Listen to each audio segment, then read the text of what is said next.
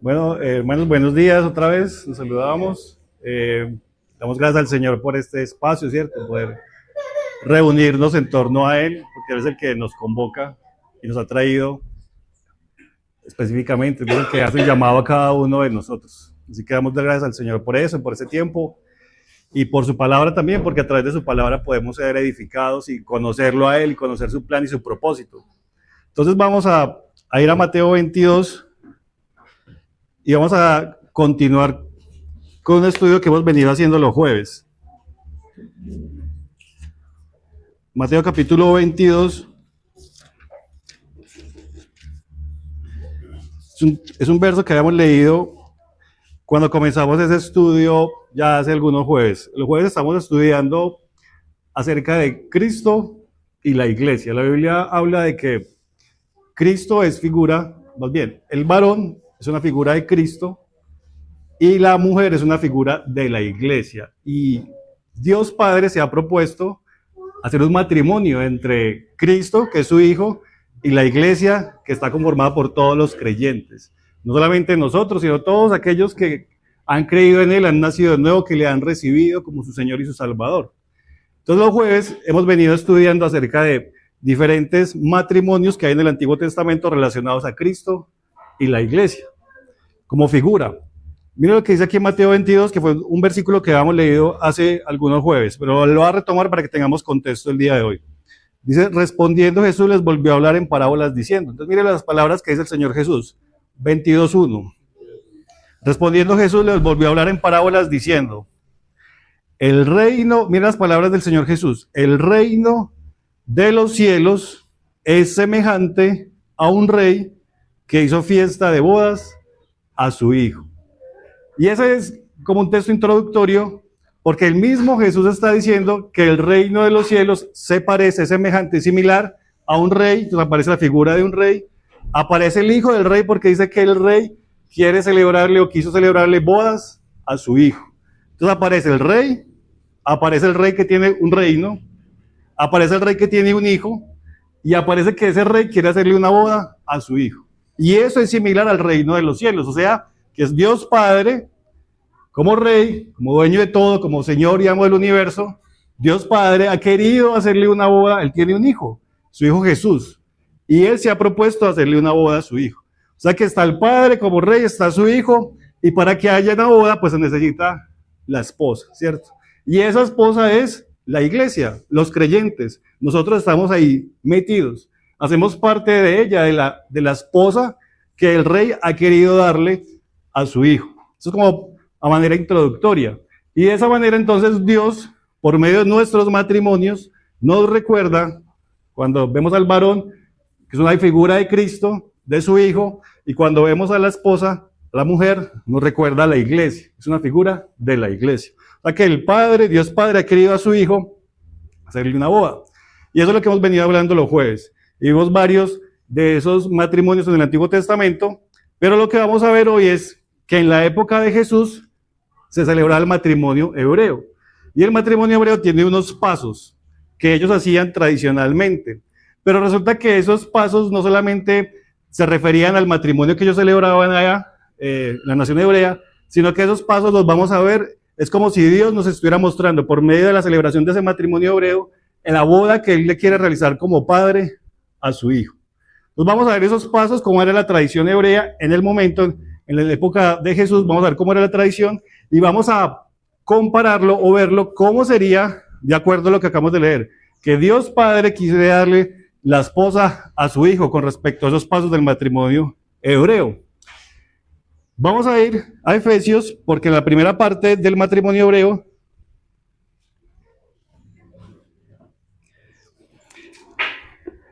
Efesios capítulo 1, en la primera parte del matrimonio hebreo, el padre escogía la novia para el hijo.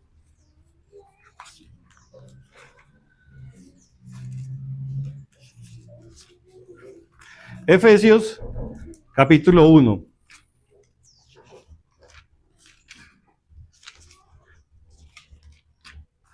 Entonces pasa que en la tradición hebrea o los matrimonios que se celebraban en la época de Jesús, El padre era quien escogía la novia para su hijo. Y pasa de igual manera con Dios Padre, porque es Dios Padre quien ha escogido la esposa que le va a entregar a su hijo. Ha sido una iniciativa de él. Mira lo que dice Efesios capítulo 1, desde el verso 3 y 4. Dice, bendito sea el Dios y Padre de nuestro Señor Jesucristo, que nos bendijo con toda bendición espiritual en los lugares celestiales en Cristo. ¿Quién nos bendijo? Dios Padre, ¿cierto? En Cristo. Y luego dice en el 4, Efesios 1:4, según nos escogió. ¿Quién nos escogió? Dios Padre nos escogió. Y ese era el primer paso de la boda hebrea. El padre del novio, él escogía a la novia para él. Y asimismo, Dios Padre nos ha escogido a nosotros. Y no porque nosotros tengamos méritos, porque no los tenemos, ¿cierto? No porque seamos intachables, perfectos, tenemos una buena moral, no, nada de eso tenemos. Nosotros merecíamos la muerte, ¿cierto? Pero Dios en su infinita misericordia, en su bondad, en su amor para con nosotros, nos escogió. No porque fuéramos mejores que las demás personas o tuviéramos cualidades excepcionales, no, nos escogió por puro amor, por pura misericordia. Y entonces el primer paso consistía en eso. El padre escoge la novia para su hijo. Así Dios nos escogió a nosotros como la esposa para su hijo, ¿sí? Y aquí lo está diciendo, nos escogió. Ese era el primer paso. Luego de eso, entonces, el padre decía, ya te tengo la novia. El hijo, que estaba en la casa del padre, tenía que ir a buscarla. Iba a ir a buscar a su novia para comprometerse con ella en algo que se llamaba el desposorio.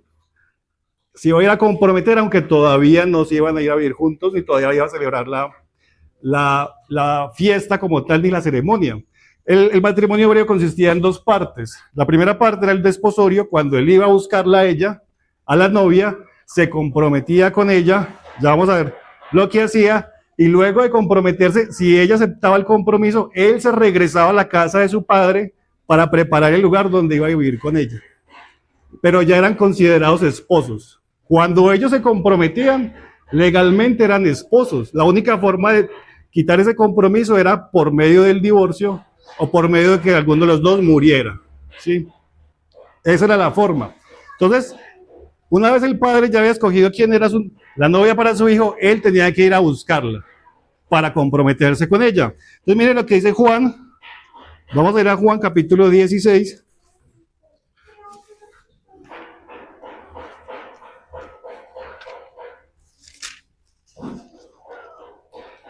Juan capítulo 16, verso 28.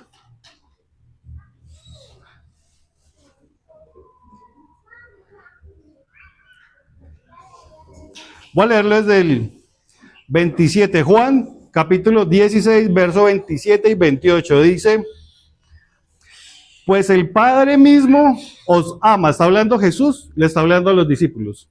El Padre mismo os ama, claro, porque si el Padre nos escogió, porque la ama a ella y quiere que ella sea la esposa de su hijo. El Padre os ama, porque vosotros me habéis amado y habéis creído que yo salí de Dios. Salí, claro, porque el novio tenía que ahora dejar a su padre para ir a buscarla a ella y comprometerse, así como el hijo salió del padre y lo dejó allá donde estaba en su gloria y vino a buscarnos. Salí de él. Y en el 29, salí del Padre y he venido al mundo. Otra vez dejo el mundo y voy al Padre. Entonces, en este punto Jesús estaba diciendo, yo estaba con mi Padre, porque era el lugar donde siempre he estado con él, pero salí de él y vine a buscarla a ella. Ese es el paso en el que está. Y cuando él viene a buscarla, viene a comprometerse con ella. Entonces, en la tradición hebrea o judía, llegaba el novio, llegaba al lugar donde vivía la novia y traía una copa, y traía una botella de vino, y traía el compromiso, digamos que fuera este. Traía el compromiso a buscarla a ella. Entonces, cuando en la casa llegaba el muchacho con estos elementos, ya sabían, viene a comprometerse con ella. Entonces él llegaba y leía su compromiso, como si fuera el pacto. Yo me comprometo a esto, te amo, me entrego a ti, voy a ser fiel, como lo equivalente a lo que nosotros hacemos con las promesas, con los votos, ¿cierto? Él viene y entonces escribe el compromiso, celebran una cena con las familias, lee el compromiso y en medio de la cena coge una copa y sirve vino. Y entonces él bebía el vino y decía, con esta copa me comprometo a entregarme a ti y a hacerte fiel a ti y a tomarte como esposa. Tú quieres, y le das la copa a ella. Y ella recibía la copa. Y ella al recibir la copa, si ella aceptaba el compromiso, ella bebía la copa. Y ella se quedaba con la copa. Y él no volvía a tocar la copa hasta que se casara con ella. Y no volvía a verla. Entonces, ella aceptaba, y si aceptaba, tomaba la copa. Si no aceptaba, pues no participaba de esa copa. Y esa era la tradición hebrea. Ahora fíjese lo similar a lo que hizo el Señor Jesús por nosotros. Él viene a buscarnos y Él viene con los elementos, ¿cierto? Y Él viene con un pacto, porque Él empieza a prometer lo que Él viene a ofrecernos. Dice, el que cree en mí, aunque esté muerto, vivirá. Yo he venido para que tengan vida, para que la tengan en abundancia. El que cree en mí no es condenado. Esas son las promesas que Él viene a traer, un pacto, un nuevo pacto con mejores promesas que las del Antiguo Testamento. Así lo dice la Biblia. Él dice, yo soy la resurrección y la vida, ¿cierto? Yo soy el camino, la verdad. O sea, Él empieza a prometer unas cosas que Él solamente podía cumplir. Ningún otro hombre podría hacerlo. Y se lo está prometiendo a los discípulos que estaban con Él en ese momento, pero esas promesas también son para nosotros que hacemos parte de su novia, de su esposa. Entonces, cuando la esposa lo aceptaba, o cuando nosotros aceptamos ese compromiso, legalmente ya estamos constituidos como esposos, aunque no nos hemos ido a vivir juntos. ¿Ustedes se acuerdan que cuando el ángel se le aparece a María y que iba a tener un bebé, y José se da cuenta que ella está en embarazo y él quiso dejarla, ¿cierto? Pero la Biblia dice que estando María desposada con José, y ese desposada hace referencia a que ya se habían comprometido.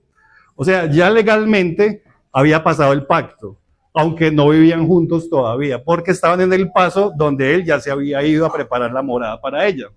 Pero juntos no habían estado todavía porque no había llegado el momento de la ceremonia. ¿Sí me hago entender? Por eso dice ahí que estaba desposada con José. O sea, ya era su esposa, legalmente era su esposa. Aunque ella seguía viviendo en la casa de sus padres y él ya se había ido a preparar la morada para ella. Entonces pasa que el novio venía y se comprometía con ella, y si ella aceptaba, entonces eran constituidos como esposos. Y comparemos esto con Lucas 22.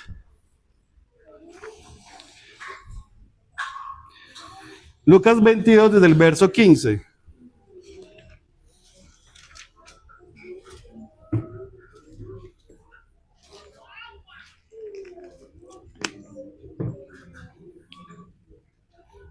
El Señor Jesús comienza su ministerio alrededor de los 30 años, ¿cierto? Y muere alrededor de los 33 años y medio. Entonces pasa que durante ese tiempo Él ha estado con sus discípulos, le ha dado las promesas, les ha hablado, les ha mostrado quién era Él, que Él ha salido del Padre, les ha dicho, y les ha dado las promesas del nuevo pacto. Y ahora pasa, en la noche en que fue entregado, pasa esto. Capítulo 22, verso 15. Dice, voy a leerles del 14.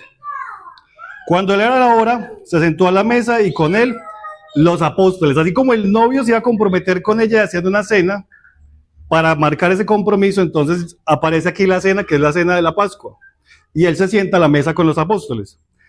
Y en el 15, y les dijo, ¿cuánto he deseado comer con vosotros esta Pascua antes que padezca? Y aquí viene esto, porque os digo que no la comeré más hasta que se cumpla en el reino. O sea que él se iba a comprometer con ella y ya iba a terminar la fase del compromiso porque él ya iba a volver a su padre, ¿sí? Y eso hacía parte del matrimonio. Por eso decía que es la última que iba a compartir con ellos. Y en el 17, y habiendo tomado la copa, dio gracias y dijo, tomad esto y repartidlo entre vosotros. Miren lo que dice acá, porque os digo que no beberé más del fruto de la vid hasta que el reino de Dios venga. Porque en la tradición, entonces, el novio tomaba la copa y le daba a ella. Si ella aceptaba y tomaba, ella se quedaba con la copa y él no volvía a participar de esta copa hasta que volviera por ella. Por eso el Señor Jesús está diciendo acá que él no va a volver a tomar de esto, de la copa, hasta que él venga a buscarla, hasta que vuelva en su reino, ¿sí? ¿Qué es lo que está diciendo acá? No beberé más del fruto de la vid hasta que el reino de Dios venga. O sea que en ese momento, él ya le había dado las promesas, ¿cierto? Él ya había venido a buscarla, había dejado la casa de su padre. O sea, Jesús había venido a buscarnos, había dejado su comunión con el Padre, había venido y le había ofrecido sus promesas y ahora le está ofreciendo la copa para que ella tomara, o sea, para que los discípulos tomaran. Si los discípulos tomaban, aceptaban el pacto o el compromiso que él estaba haciendo para que él fuera su esposo y ellos su esposa. O sea que hoy nosotros, cuando participamos de la copa, el Señor Jesús nos la está ofreciendo y cada uno al tomar está diciendo, yo participo de este pacto, o sea, hago parte de tu esposa y te estoy esperando hasta que vengas por nosotros. ¿Sí me hago entender? O sea que al tomar la copa estamos recordando que nuestro esposo está preparando una morada por nosotros y que lo estamos esperando, que él no va a participar de esta copa hasta que él regrese por nosotros. ¿Sí? O sea que eso es lo que estamos haciendo. Por eso el Señor Jesús más abajito dice, en el 19 dice, tomó el pan y dio gracias y lo partió y les dijo, este es mi cuerpo que por vosotros es dado, hacer esto en memoria de mí. En el 20 dice, igual manera después que hubo cenado, tomó la copa.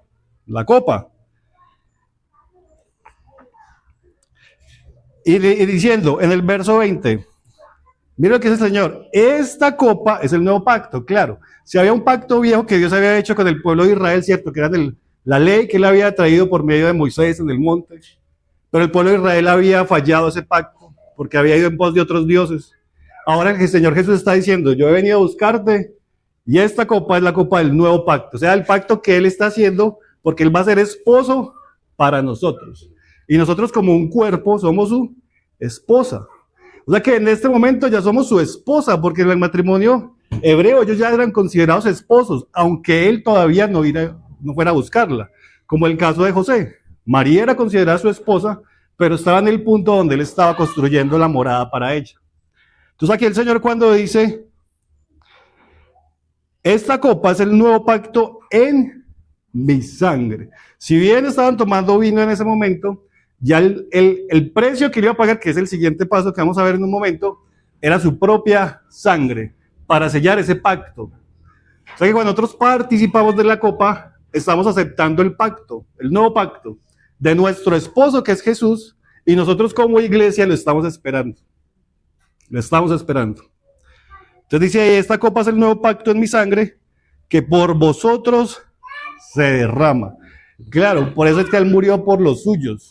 No muere por los demás, sino por los que son de él, por los que creen, porque él viene a rescatar a los suyos, a los que creen en él. Por eso el nuevo pacto es entre la iglesia, entre los creyentes y él. Ese es el siguiente paso. Una vez entonces ella ha aceptado, ambos ya están comprometidos, ya son considerados legalmente esposos, solo se disuelve ese compromiso por medio de divorcio, por medio de la muerte. Ambos tenían que lavarse para alistarse para el matrimonio, para la ceremonia. Y ese lavamiento se da porque ellos, bueno, listo, nosotros éramos solteros, teníamos una vida antes, pero ahora tenemos que lavarnos para ser nuevas criaturas para el nuevo pacto que se nos va a presentar. Y si ustedes recuerdan, el Señor Jesús lo cumplió cuando Juan el Bautista lo bautizó. Él fue a bautizarse, Juan el Bautista no quería y le dijo al Señor, es necesario cumplir toda justicia, y Juan lo bautiza. Entonces el Señor Jesús se lava ahí, pero el Señor Jesús hace su obra para lavarnos a nosotros, y en medio de los discípulos, miren, vamos a leer un texto en Juan 15, relacionado a esto. Juan capítulo 15.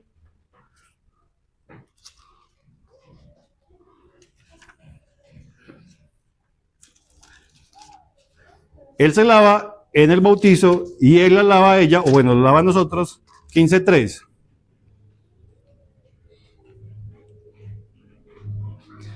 Le dijo a los discípulos, ya vosotros estáis limpios por la palabra que os he hablado. O sea que el Señor Jesús cumple al bautizarse, pero ahora él la lava a ella por medio de la palabra que habló. Y ahora más tarde vamos a leer en Efesios donde dice que él ha lavado a la iglesia o a su esposa por medio del lavamiento de la palabra. O sea, el Señor Jesús nos ha lavado de esa manera y nos está lavando para que nos preparemos para su venida, porque él quiere una esposa limpia, una esposa sin mancha, ¿cierto? Entonces eso hace parte del matrimonio, hace parte del proceso y hace parte que nosotros nos estemos preparando para él. Entonces ambos tenían que sumergirse en agua y lavarse. El siguiente paso entonces es que tenía que pagar un precio por ella, lo que llaman normalmente la dote, ¿cierto? Él tenía que pagar un precio. Y efectivamente así fue. Vamos a leer en Hechos 20:28. Hechos capítulo 20, verso 28.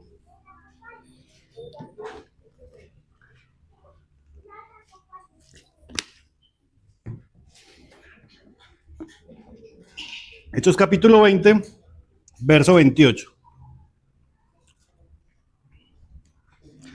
Dice, esta fue unas palabras que el apóstol Pablo le dice a los ancianos de Éfeso, se encontró con ellos estando en Mileto y les dice, 20:28, por tanto, mira por vosotros y por todo el rebaño en el que el Espíritu Santo os ha puesto por obispos para apacentar la iglesia del Señor, y al final, en la cual él ganó por su propia sangre. O sea que en la tradición hebrea, él tenía que pagar un precio por ella. En este caso, el Señor Jesús pagó un precio por nosotros. No pagó algo material, no pagó dinero, sino que su propia vida, su propia sangre la derramó y nos compró para él. Porque el novio tenía que ir a buscarla a la familia de la novia, pero tenía que pagar algo por ella, no era algo gratis. Entonces, la dote. Entonces, el Señor Jesús, en este caso, paga el precio con su propia sangre. Mire lo que dice 1 Corintios 6. 1 Corintios capítulo 6, verso 19.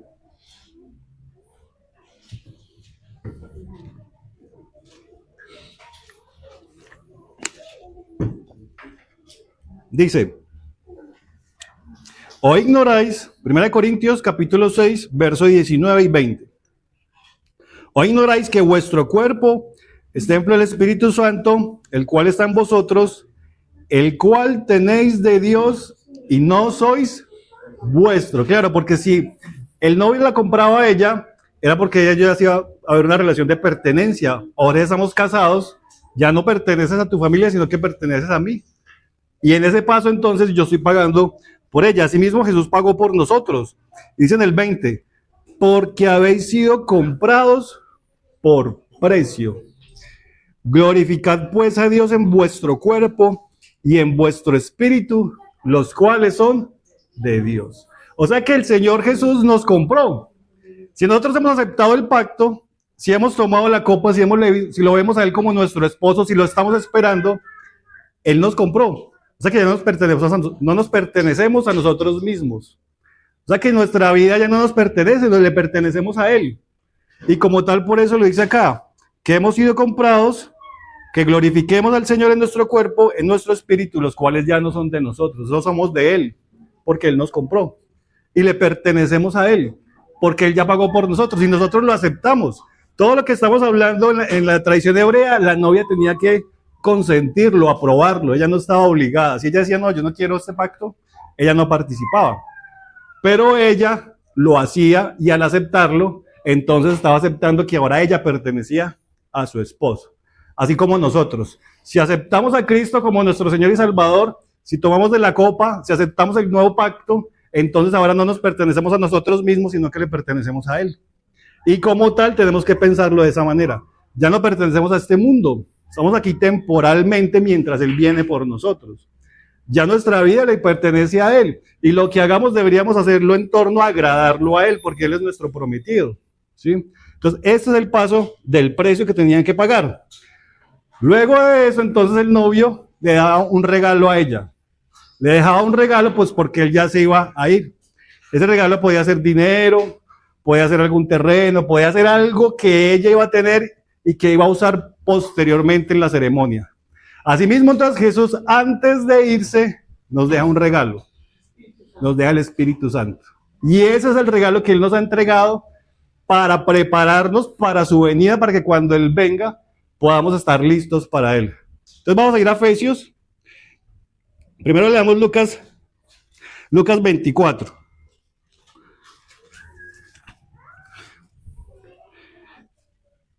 Lucas capítulo 24, verso 49.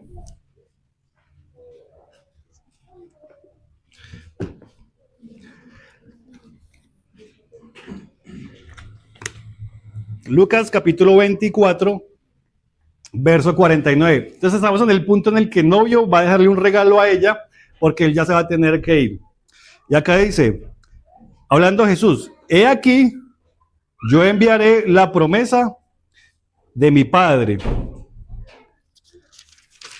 sobre vosotros, pero quedaos vosotros en la ciudad de Jerusalén hasta que seáis investidos de poder desde lo alto. ¿Ustedes se acuerdan que el Señor Jesús muere, resucita y está con los discípulos, se les aparece durante 40 días, varias veces? Y el último, antes de él ascender al Padre, les dice, no se vayan todavía, esperen la promesa del Padre. Y el Espíritu Santo viene 10 días después, llega el Espíritu Santo. O sea, ellos se quedaron esperando la promesa que él había hecho, el regalo. En este caso es el Espíritu Santo. O sea que él nos ha dejado un regalo para que lo recordemos y sepamos que estamos comprometidos con él. Y que el compromiso que él ha hecho con nosotros es un compromiso real y serio, porque lo estamos esperando. Y para eso nos dejó el regalo. Mire lo que dice Efesios, capítulo 1.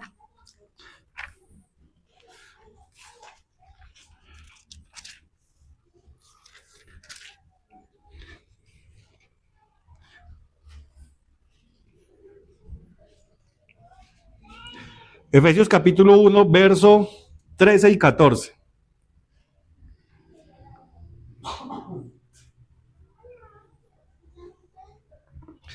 Dice Efesios 1, 13 y 14, dice, en él también vosotros, habiendo oído la palabra de verdad, el evangelio de vuestra salvación, y habiendo creído. Entonces, miren, oímos y creímos.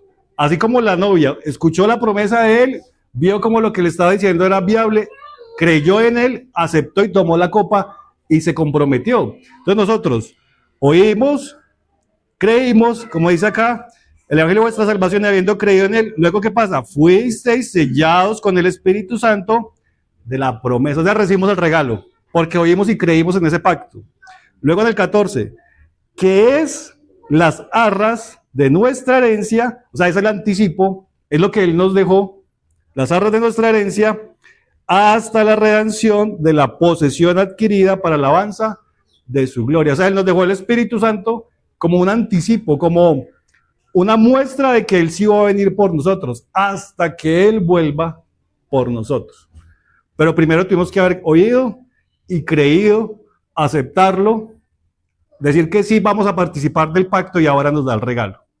Esa es la siguiente parte. Quiero leer también relacionado a esto en 1 Corintios 2, 2:12, porque está relacionado con este regalo.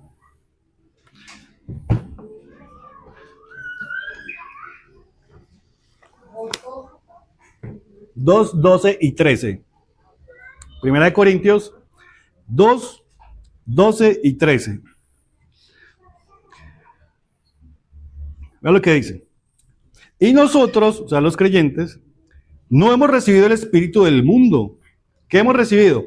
Sino el espíritu que proviene de Dios, para que sepamos lo que Dios nos ha concedido.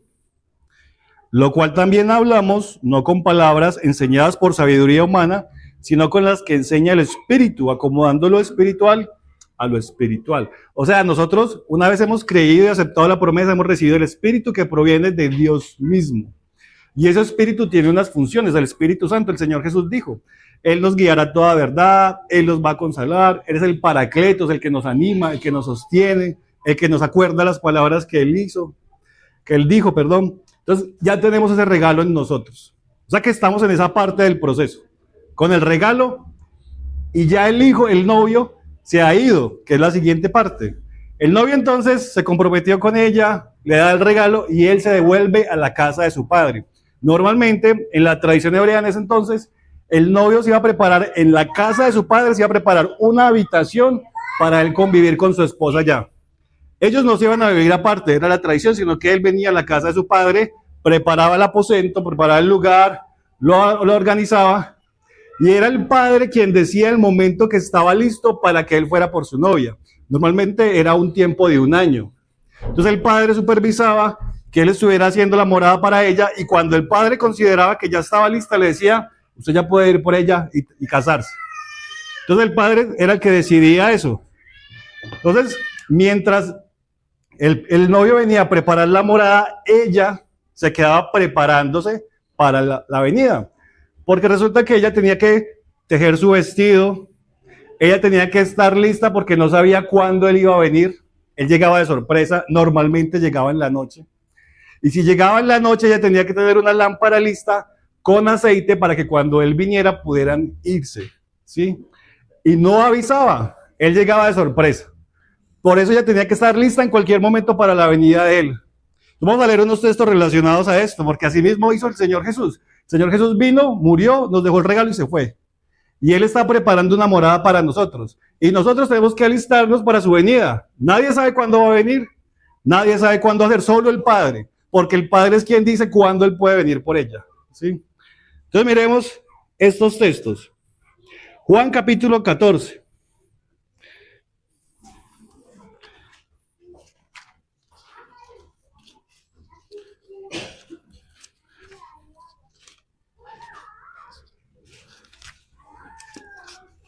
Juan capítulo 14, verso del 1 al 3.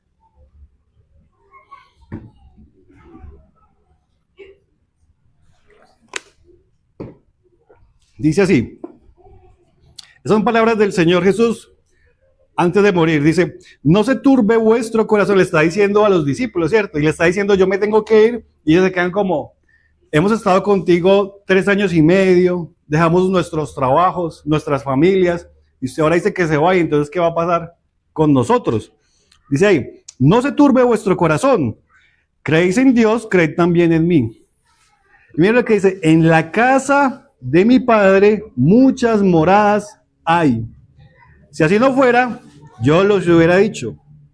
Voy pues a preparar lugar para vosotros.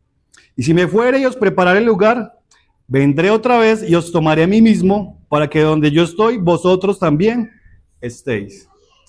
Tal cual como sucedía en la tradición hebrea. El novio se iba a preparar la morada de ella en la casa de su padre. Y cuando la tuviera lista, él venía por ella y la traía a la casa de su padre, a la morada que la había preparado. Así pasa con el Señor Jesús. Mire lo que dice. En la casa de mi padre muchas moradas hay, pero yo me tengo que ir a preparar morada para ustedes. O sea, él en este momento, nuestro Señor está preparando la morada para su esposa, para nosotros. Él lo está haciendo allá. Y Dios el Padre le está supervisando, y cuando Dios Padre considere que es el momento, va a decir, ve por tu iglesia, ve por tu esposa. Ya somos su esposa porque ya se comprometió con nosotros y nosotros aceptamos el compromiso, ¿sí? Por eso no leen Apocalipsis que dice, vi la esposa, la desposada, la esposa del Cordero, porque ellos ya estaban comprometidos, o sea, ya se consideraba como si fuera su esposa. Entonces el Señor lo que está haciendo es preparando un lugar. Luego dice, en el 3, si me fuere y os prepararé el lugar, vendré otra vez. Claro, porque eso es lo que hacía ella. Voy a esperar a que Él vuelva por mí, vendré otra vez y os tomaré a mí mismo, para que donde yo estoy, vosotros también estéis. O sea, que Él iba por ella, y una vez ella estaba preparándose, la traía y la llevaba, hacían la ceremonia y la llevaba al lugar que Él había preparado en la casa de su padre. Mire lo que dice, no lo tengo acá. Hay un texto, no lo encuentro, donde dice que nadie sabe la hora ni el momento en el que va a venir, ¿cierto? Solo mi Padre lo sabe. No encuentro el texto, pero hace referencia a eso, que solo el Padre era quien decidía el momento en el que el novio podía venir a buscarla a ella. Por eso es que le preguntan al Señor cuándo va a venir, y dijo, no, nadie lo sabe, ni los ángeles, nada. Van a haber señales, sí, pero solo mi Padre es algo de su plena potestad que él decide. Ahora, mientras... Creo que sí, pero no lo encuentro acá. Mateo 24:36 y Marcos 13:32. Leámoslo, Mateo 24:36.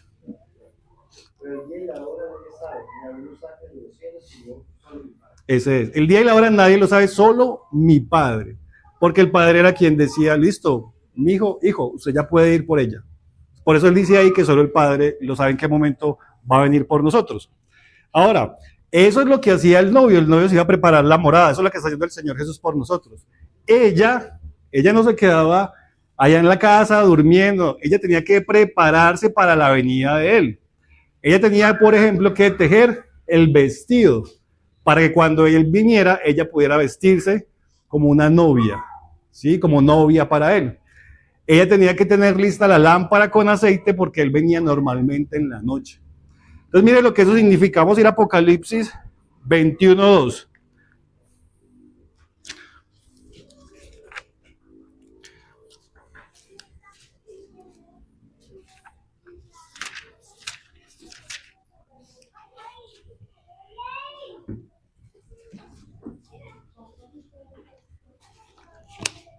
Apocalipsis 21:2 dice: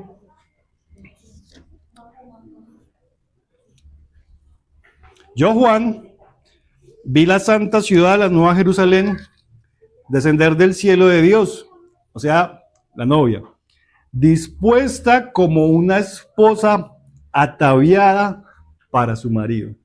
Y esa expresión ataviada quiere decir que ella se ha vestido apropiadamente, se ha puesto los adornos apropiados, se ha alistado para la venida de su esposo. O sea que ella no se queda negligentemente como durmiendo en su casa esperando que él vuelva por ella, viendo el celular ahí, no. Ella lo espera. Ella lo espera. Y para esperarlo tiene que prepararse. O sea, en lo natural en nuestros matrimonios, ambos tenemos que hacer nuestro trabajo. Ahora imagínense con el Señor Jesús. Cuando Él venga, ¿qué esposa va a encontrar? Él quiere una esposa madura, una esposa limpia. Por eso dice en Efesios que quiere una esposa gloriosa, sin mancha y sin arrugas, sin cosa semejante. O sea que es nuestra responsabilidad alistarnos. Miren lo que dice, volvámonos al capítulo 19 de Apocalipsis. Capítulo 19, devolvámonos ahí, capítulo 19. Versos 7 y 8.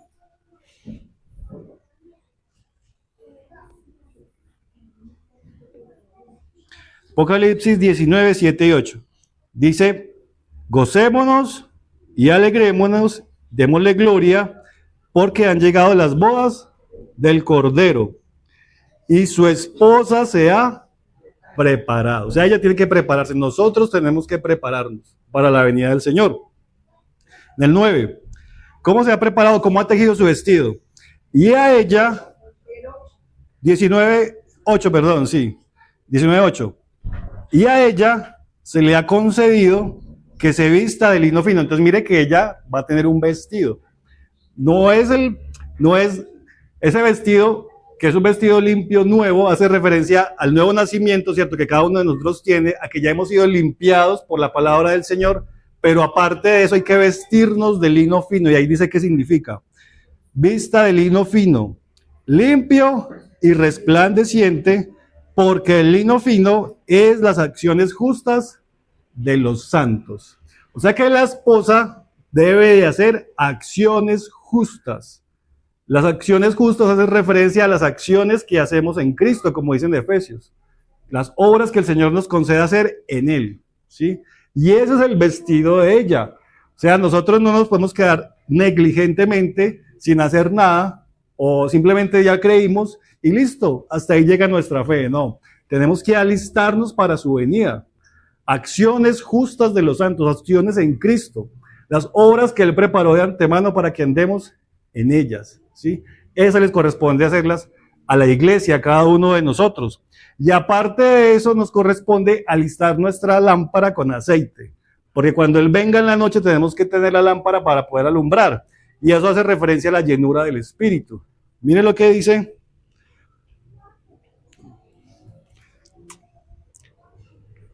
en Efesios, dice que no os embriaguéis con vino. No, pero no lo encuentro acá. Se me hizo.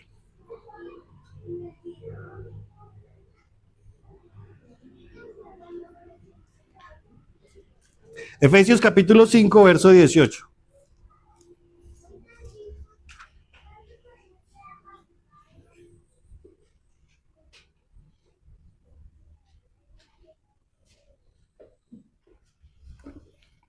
Efesios 5,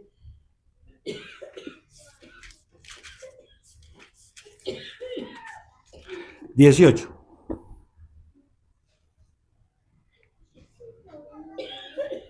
No os embriaguéis con vino, en el cual hay disolución, antes bien sed llenos del Espíritu. Y aparece Espíritu con E mayúscula. Hablando entre vosotros con salmos, con himnos y cánticos espirituales, cantando y alabando al Señor en vuestros corazones, dando siempre gracias por todo al Dios y Padre en el nombre de nuestro Señor Jesucristo. O sea, lo que dice acá es, no nos embriaguemos con vino, o sea, no demos rienda suelta a las cosas humanas, naturales, carnales, ¿cierto? En lugar de hacerlo, llenemos de los del Espíritu, porque es que la novia tiene que tener su lámpara. La vez pasada hablábamos de que la lámpara hace referencia a nuestro espíritu y el aceite hace referencia al Espíritu Santo, el Espíritu Santo morando en nosotros. Es cuando dice que no, que seamos llenos del Espíritu Santo, hace referencia a que nuestra vida esté llena de Él. ¿Cómo?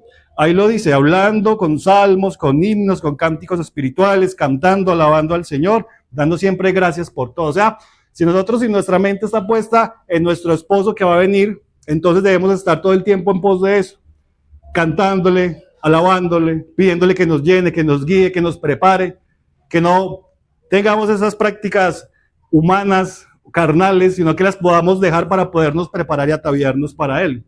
Eso nos corresponde hacer a nosotros. Él está ya preparándonos la morada y nosotros estamos aquí preparándonos para su venida, para que cuando Él nos encuentre estemos listos.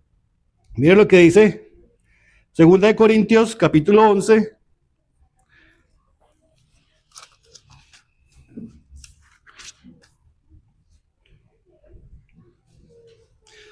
Segunda de Corintios capítulo 11, versos 2 y 3. Pablo, hablándole a la iglesia, mira cómo se refiere a ella.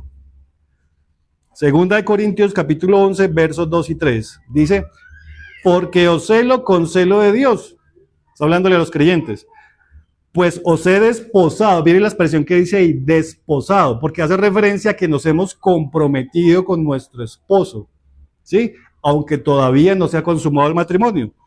Os he desposado, esa es la primera parte, con solo un esposo, o sea, con Cristo, para presentaros como una virgen pura a Cristo. ¿Cómo quiere el Señor encontrar a su esposa cuando venga?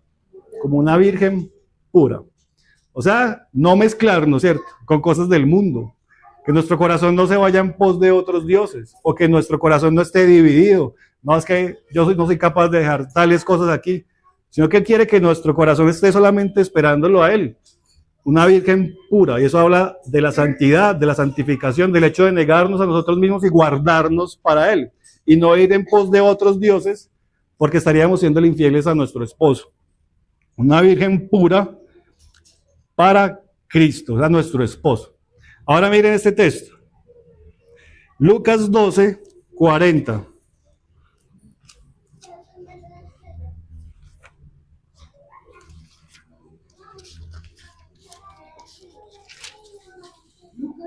Lucas capítulo 12, verso 40.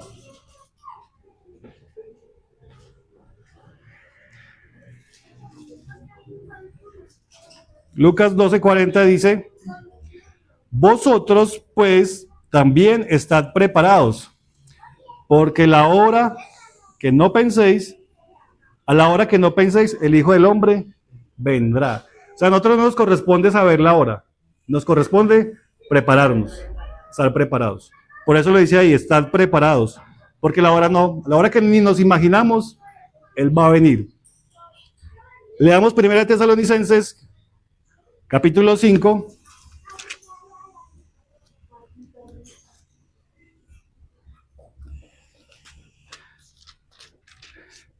Verso 2.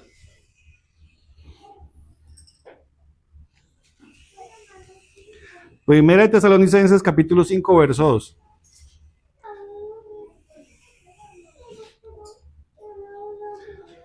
Dice, porque vosotros sabéis perfectamente que el día del Señor vendrá, así como ladrón en la noche. Va a venir como un ladrón en la noche. Y uno normalmente no sabe cuándo viene el ladrón, pero uno tiene que estar preparado para cuando venga, ¿sí? Puede ser hoy, mañana, puede ser una semana, pero hay que estar preparado.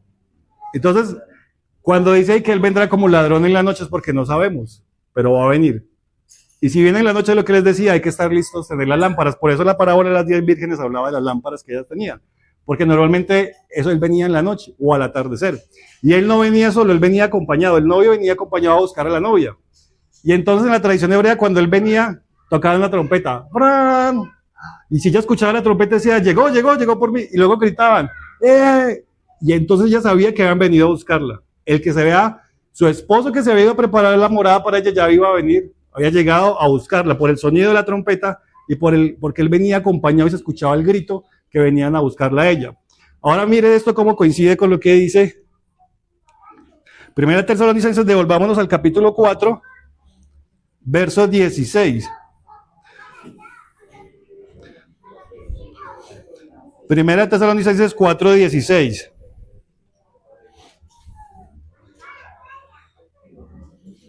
Dice, porque el Señor mismo, con voz de mando, así era que venía el novio a buscarla, con voz de mando, con voz de arcángel y con trompeta de Dios. ¿Sí ven?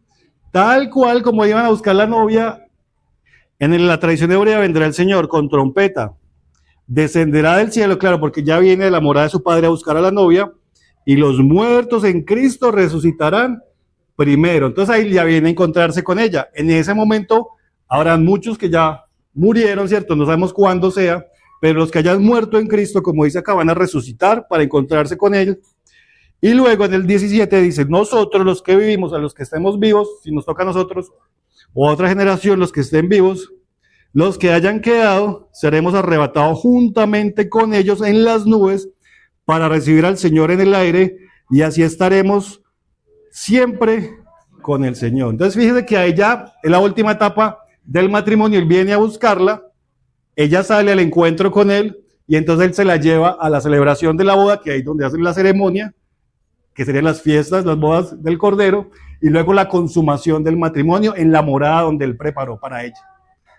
O sea que nosotros nos encontramos en el momento de prepararnos para la venida de él, para que cuando él venga nos encuentre listos, listos para irnos con él. Terminemos leyendo en Efesios capítulo 5.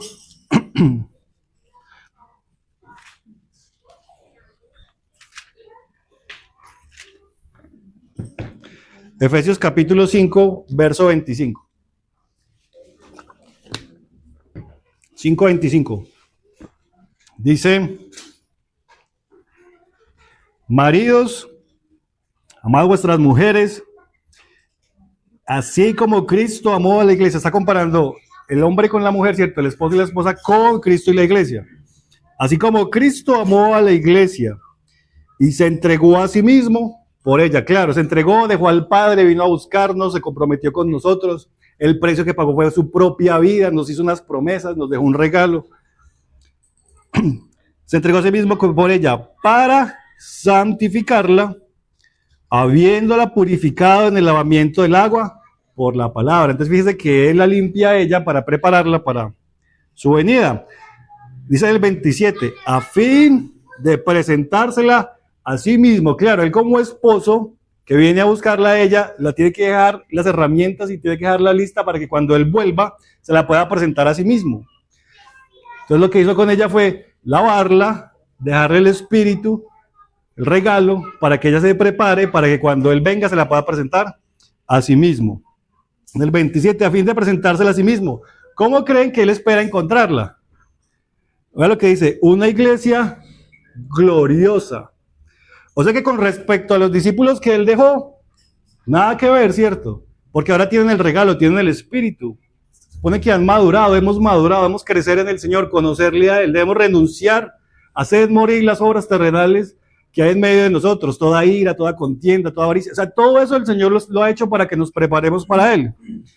Una iglesia gloriosa, que no tuviese mancha, ni arruga, ni cosa semejante, sino que fuese santa y sin mancha.